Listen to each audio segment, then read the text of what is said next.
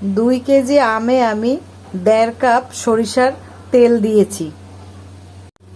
আস্ত ধনিয়া, আস্ত জিরা আর আস্ত পাঁচফোড়ন, আর সাথে হচ্ছে বাটা রসুন।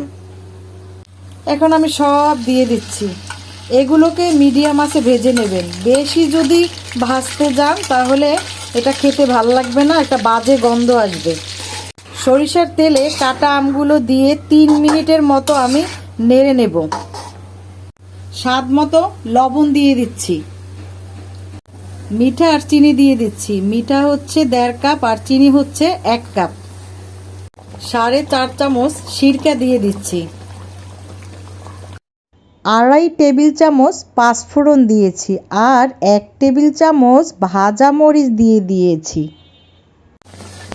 দারুণ স্বাদের কাঁচা আমের আচার কিন্তু রেডি হয়ে গেল।